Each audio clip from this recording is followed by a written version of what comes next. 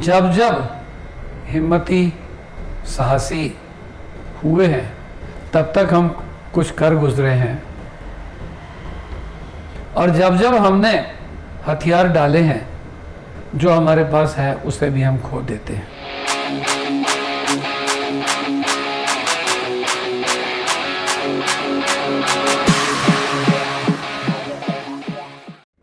साथियों,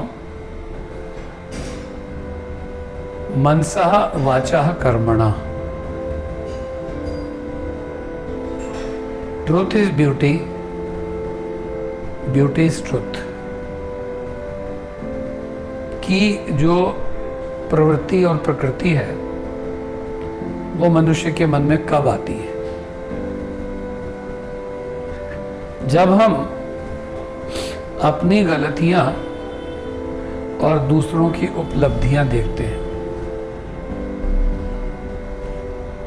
यूं तो हम स्वप्न देखते हैं, ख्याली पुलाव बनाते हैं,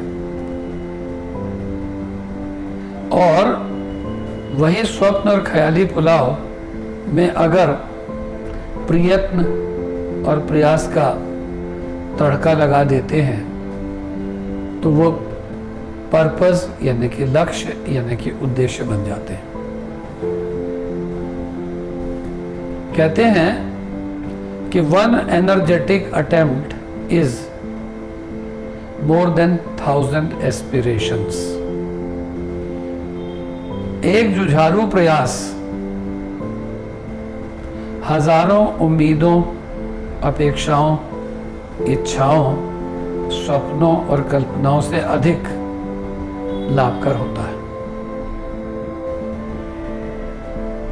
प्रायः समाज में एक ही होड़ है, खास तौर से छोटों की, और वो ये कि बड़े ऐसा क्यों करते हैं, ऐसा क्यों नहीं करते। दोस्तों, क्या गलतियों का रिपीटिशन किसी को कुछ सिखा सकता है, किसी को कुछ बना सकता है? Answer comes no. तो छोटों में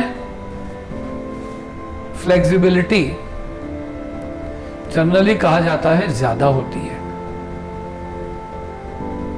और बड़े लोग वो habit is a second nature, उनका स्वभाव, उनकी प्रकृति जो बन जाती है उसके अकॉर्डिंग उन्हें अपने को चेंज करना मुश्किल होता है। लेकिन चेंज असंभव नहीं है, ऐसा नहीं है, क्योंकि impossible word says I am possible.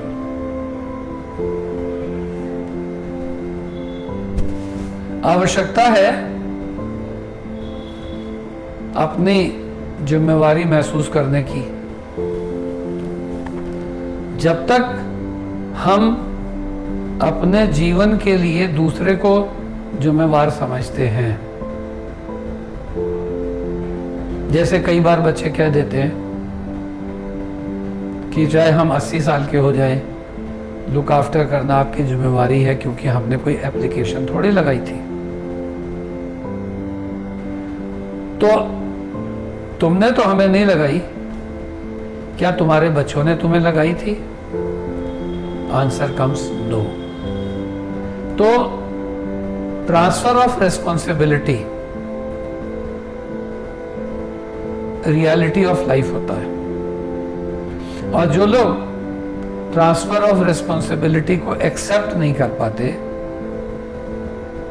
वो लोग हमेशा दुखी, परेशान, कल्पनाओं में खोए हुए रहते हैं। यहां मेरा कहने का अभिप्राय है कि हम जब जब हिम्मती साहसी हुए हैं तब तक हम कुछ कर गुजरे हैं, और जब जब हमने हथियार डाले हैं जो हमारे पास है उसे भी हम खो देते हैं। यदि व्यक्ति को अन्य व्यक्ति की उपयोगिता उसके दुनिया छोड़ देने के बाद, उसके निश्चल हो जाने के बाद, उसके निष्क्रिय हो जाने के बाद और शिथिल हो जाने के बाद समझ भी आती है, तो उसका कोई लाभ नहीं है। इसलिए साथियों, अगर हमें प्रोग्रेस करनी है, इम्प्रूवमेंट करना है, या केवल जीना ही है चींटी की तरह से भी, तो एक चींटी दूसरे चींटी के लिए खाना अरेंज नहीं करती। हर चींटी को अपने लिए जाना ही पड़ता है। ठीक इसी तरह से हम कह सकते हैं कि हम भी बहुत कुछ कर सकते हैं, बशर्ते कि हम केवल इसी में न जिए कि हमने कोई एप्लीकेशन थोड़ी लगाई थी। तो बुरा जो देखन मैं चला, बुरा न मिलया कोई, जो दिल खोजूं आपने मुझसे बुरा न कहे कोई।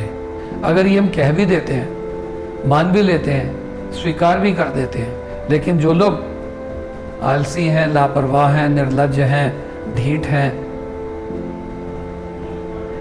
वो इसे ही रिपीट कर देते हैं कि अल्टीमेटली तो तुम ये कहोगे। अरे भाई, तो फिर तुम में और मुझ में अंतर ही क्या हुआ। इसलिए साथियों, यहां पर एक ही बात समझ में आती है कि survival of the fittest and struggle for existence में जैसे जैसे समझ बढ़ती जाए, वैसे वैसे हमें कम बोलना, कम खाना, कम सोना आरंभ करते हुए भक्ति में लीन हो जाना चाहिए, और वही एक संतुष्टि, संतोष और मोक्ष प्राप्त करने का साधन है। धर्म, अर्थ, काम, मोक्ष। धर्म पूर्वक केवल अर्थपूर्ण कार्य करते हुए जो व्यक्तित्व जीवन का प्रयास करते हैं, जीने का प्रयास करते हैं, वही मोक्ष अर्थात चैन को प्राप्त करते हैं। कोई कहे, क्या कहेगा, किसको कितना बुरा लगेगा, इसकी विशेष चिंता नहीं करनी चाहिए, क्योंकि चिंता चिता समान होती है।